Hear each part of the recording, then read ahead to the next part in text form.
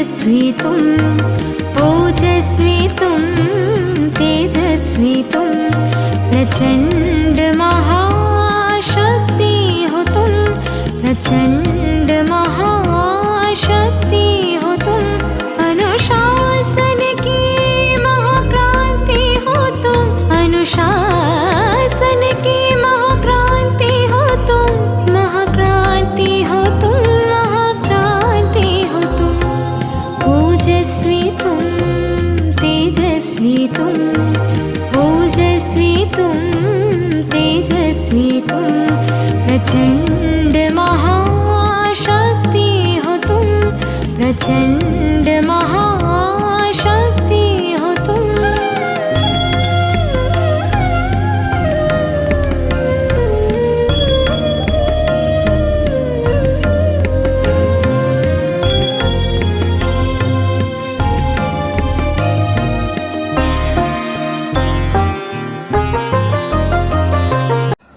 ஓம் சாந்தி. அவ்யக்தவாணி பட்டியல இன்னைக்கு 57வது நாள்.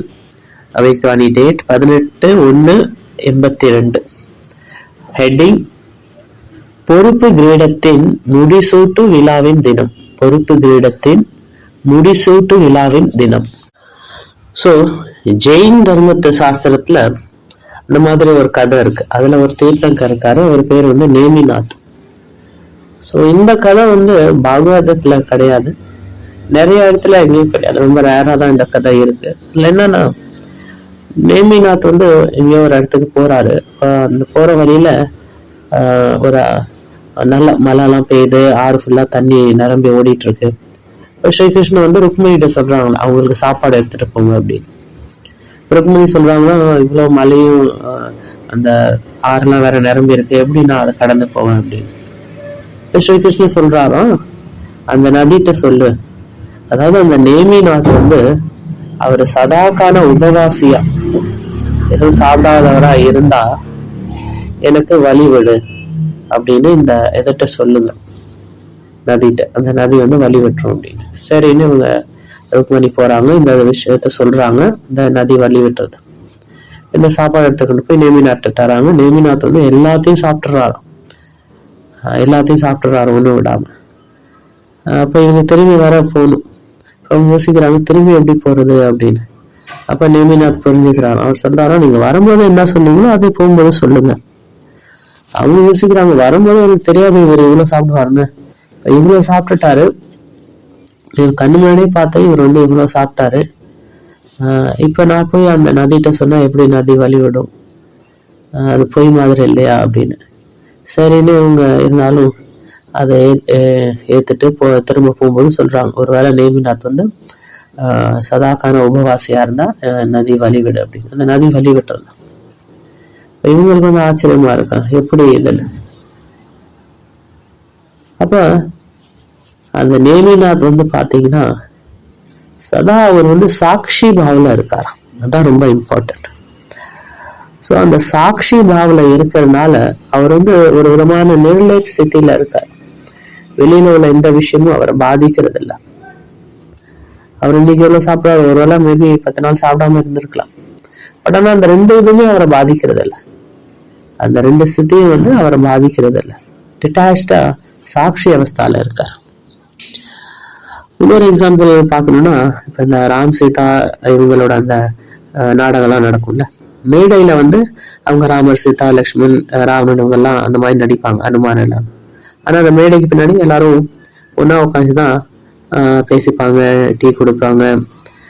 அனுமான் வந்து அவரு வாழை கழட்டி வச்சுட்டு அங்க ஃப்ரீயா உட்காந்துருப்பாரு. ஸோ அதுக்கு பின்னாடி வந்து அவங்க எல்லாரும் ஒன்னா இருக்காங்க. ஆனா இதுல வந்து அந்த மாதிரி நடிக்கிறாங்க. ஸோ இந்த சாட்சி ஸ்திதி வந்து இதுல ரொம்ப இம்பார்ட்டன்ட்.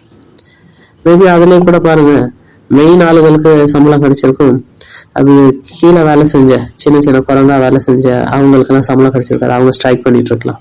ஆனா மேடையில ஒன்னா இருக்க மாதிரி நடிப்பான். சோ அதனால யார் வந்து நிரந்தர சாட்சி ஸ்திதியில இருக்காங்களோ அவங்களுக்கு இது எல்லாமே வந்து எல்லா விஷயங்களும் ஒரு விளையாட்டு மாதிரி தெரியும். பிரம்ம பாபாவோட கடைசி அந்த 6 மாசம் வந்து பாத்தீங்கன்னா இந்த சாட்சி ஸ்திதியில பாபா சதா இருந்தார். அதனாலதான் சொல்றாங்க, பிரம்ம பாபாவோட சங்கல்பம் கூட நமக்கு வந்து வரதானமா வேலை செய்யுது. இந்த அவ்யக்தவாணியில பாபா ஸ்டார்ட் பண்றாரு, யார் நீங்க அப்படின்னு.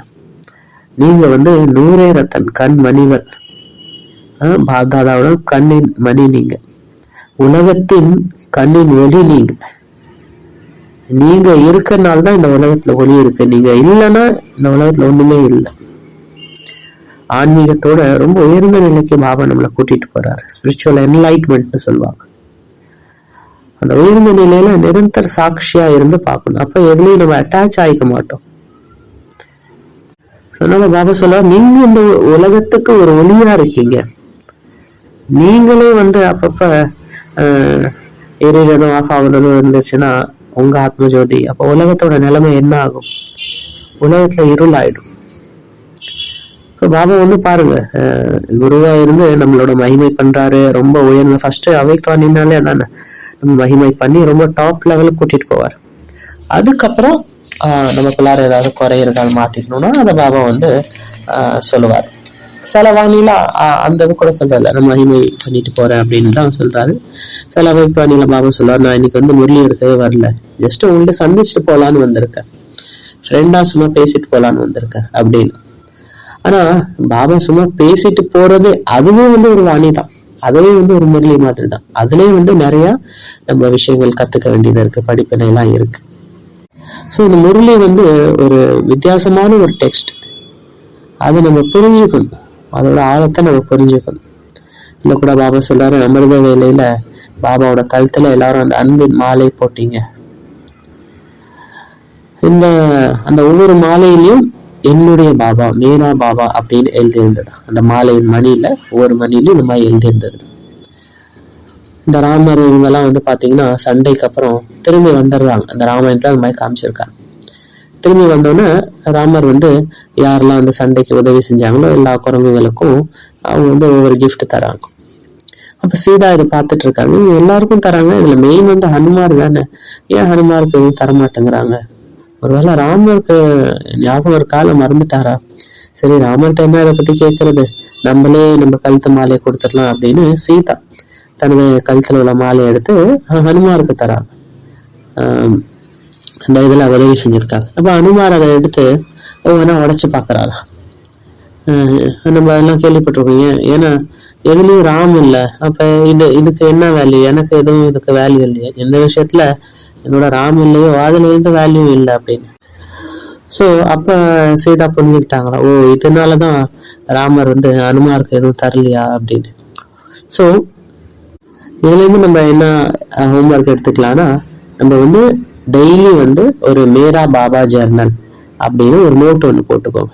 அதுல நீங்க என்ன எழுதணும்னா, மேரா பாபா வாஹா பாபா, என்னுடைய பாபா ஆஹா பாபா, என்னுடைய பாபா ஆஹா பாபா. எப்பெல்லாம் டைம் கிடைக்குதோ அதை எழுத ஆரம்பிச்சிருங்க. அந்த அன்போட அந்த ஃபீலிங்கோட உணர்ந்து ஆத்ம உணர்வுல அதை எழுதுங்க.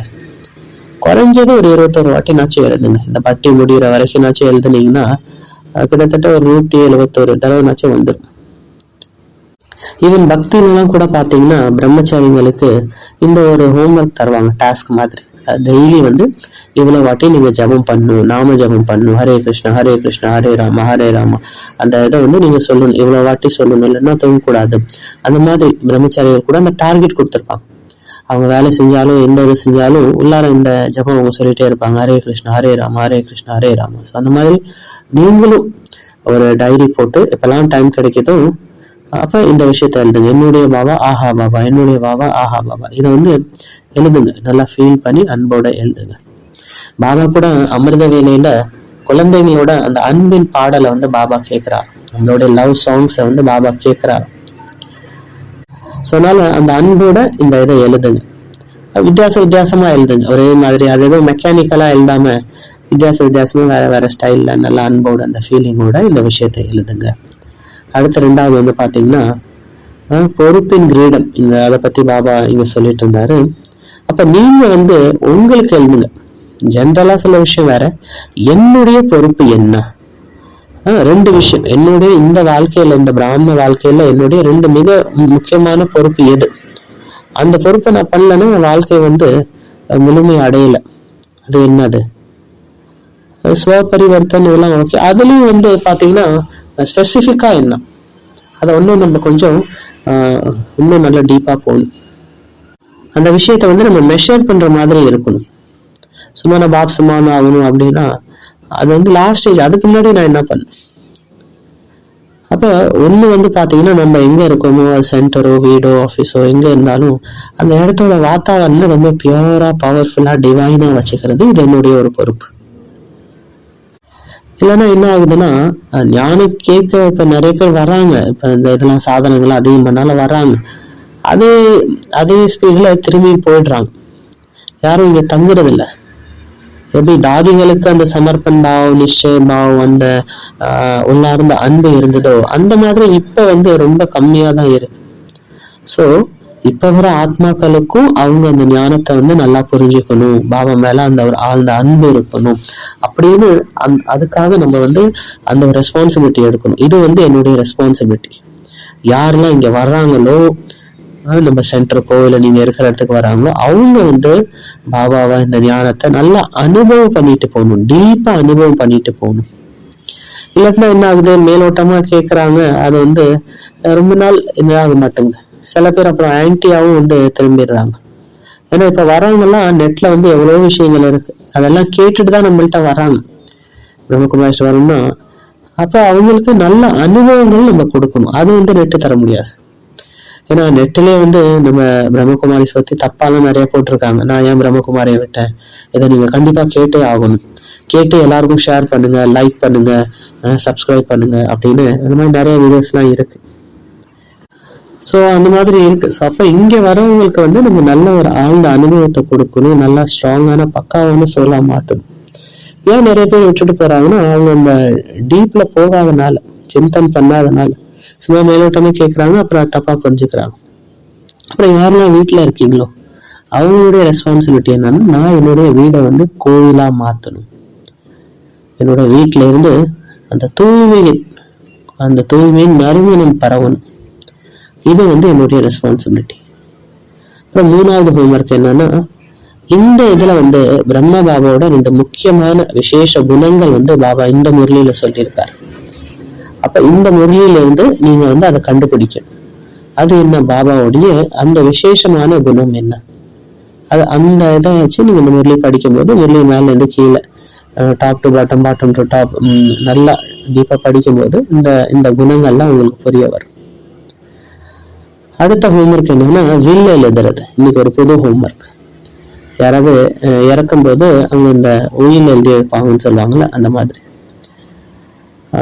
ஏன்னா சில வீட்டுல என்ன ஆகுதுன்னா அது எழுதி வைக்காதனால அதுக்கப்புறம் வந்து நிறைய சண்டை சச்சரவு இதெல்லாம் வந்துடுது.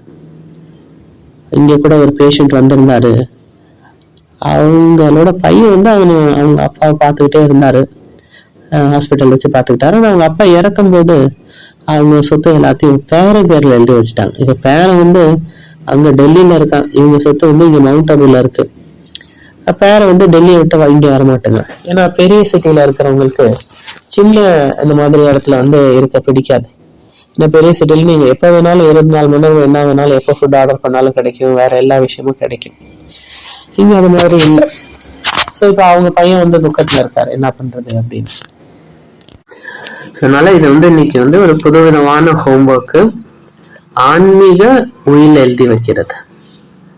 ஸோ ஏன்னா நம்ம எல்லாருக்கும் தெரியும், ஏன்னா உயில் எப்ப எழுதுவாங்கன்னா இறக்குறதுக்கு முன்னாடி அவங்க உயில் எழுதுவாங்க. ஆனா நமக்கு இங்க தெரிஞ்சிச்சு நம்ம எல்லாரும் பிறந்தா இறந்தா ஆகணும். இது வந்து ஒரு தவிர்க்க முடியாத ஒரு சத்தியம்தான். ஆனா என்ன டேட்டு எந்த இடம்னு மட்டும் தெரியல. ஸோ அதுக்கு முன்னாடியே நம்ம வந்து இந்த இதை எழுதி வச்சிடலாம். ஸோ இந்த ஆன்மீக உயில்.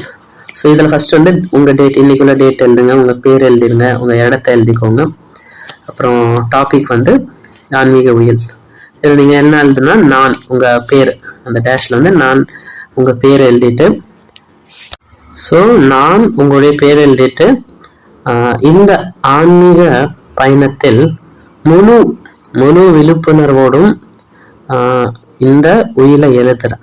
எப்படி எழுதுறேன்னா ரொம்ப அன்பாவும் ரொம்ப அமைதியாகவும் நான் வந்து இந்த உயிலை எழுதுறேன். எதுக்காகனா என்னுடைய குணங்கள், என்னுடைய யோகதானம் எல்லாருக்கும் நன்மை ஏற்படட்டும் அப்படின்னு. ஸோ இந்த உயிரில் வந்து 2 விஷயங்கள். ஒன்று வந்து நான் வந்து என்னத்தை விடுறேன், நான் இந்த விஷயங்கள், இந்த குணங்கள், இந்த சக்திகள் இதெல்லாம் வந்து உலகத்துக்காக விட்டுட்டு போறேன். இது ஒண்ணு. இன்னொன்று வந்து மற்றவங்களுக்காக நான் என்ன கொடுக்குறேன், நான் மற்ற ஆத்மாக்களுக்கு இந்த விஷயங்களை கொடுக்குறேன். அதுல ஒண்ணு வந்து உங்களுக்கு ரொம்ப பிரியமானவங்களுக்கு என்ன கொடுக்க போறேன். ரெண்டாவது வந்து உலகத்துக்கு நான் என்ன கொடுக்க போறேன். மூணாவது இந்த பிராமன் பரிவார், அதுக்கு நான் என்ன கொடுக்க போறேன். அப்புறம் லாஸ்டா வந்து என்னுடைய கடைசி ஆசை என்ன. இதெல்லாம் எழுதிட்டு அது கீழே வந்து உங்களுடைய சைன் எழுதுங்க. உங்களோட பேர் எழுதிட்டு சைன் எழுதுங்க. 2 வந்து சாட்சி கையெழுத்தும் தேவை. அதுக்கப்புறம் என்ன தேவை, ஸ்டாம்ப் கூட வந்து பாத்தீங்கன்னா எவ்வளவு ரேட் அதிகமோ அவ்வளவு வந்து அதுக்கு வேல்யூ இருக்கு. அப்புறம் நோட்ரி சைன் கூட உங்களால் வாங்க முடிஞ்சு அதுவும். ஸோ இதெல்லாம் எழுதி இந்த ஆன்மீக உயிலை வந்து ரெடி பண்ணி வச்சுக்கோங்க. ஸோ அந்த மாதிரி அந்த கடைசி ஆசை என்ன அதையும் எழுதி வச்சுக்கோங்க. அதை நிறைவேற்றிட்டு தான் நான் வந்து சரீரம் விடணும். அது வரைக்கும் சரீரம் விடக்கூடாது. இங்க கூட ஒரு லட்சியம் வச்சிருக்கேன், எல்லா அவ்யக்தவாணியும் ஒரு வாட்டி படிச்சிடணும், அதுக்கப்புறம் தான் வந்து சரீரத்தை விடணும். அதுக்கு முன்னாடி சரீரத்தை விட்டுறக்கூடாது. பாபாட்ட கூட நீங்க ரிக்வெஸ்ட் பண்ணி வச்சுக்கோங்க, பாபா ஒரு வாட்டி எல்லா அவ்யக்தவாணியும் படிச்சு முடிச்சிடுறேன், அதுக்கப்புறம் சரீரம் விடலாம் அப்படின்னு. ஸோ அதுலயும் கடைசி ஆசையில வந்து பாத்தீங்கன்னா பாபா நமக்காக சில கடமைகள் இதெல்லாம் பாபா கொடுத்துருக்காரு. அதெல்லாம் செஞ்சுட்டு தான் நான் வந்து சரீரம் விடணும். அது வரைக்கும் நான் என் சரீரத்தை விடக்கூடாது.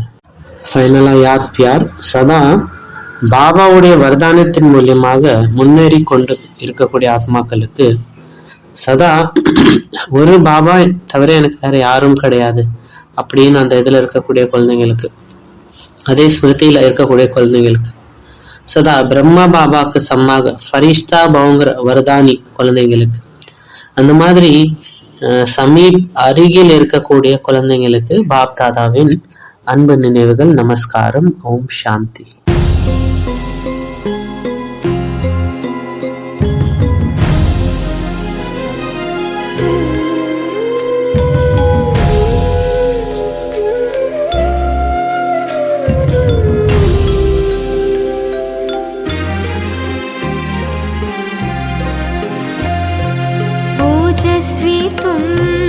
तेजस्वी तुम, ओजस्वी तुम, तेजस्वी तुम, प्रचंड महाशक्ति हो तुम, प्रचंड महाशक्ति हो तुम, अनुशासन की महाक्रांति हो तुम, अनुशासन की महाक्रांति हो तुम, महाक्रांति हो तुम,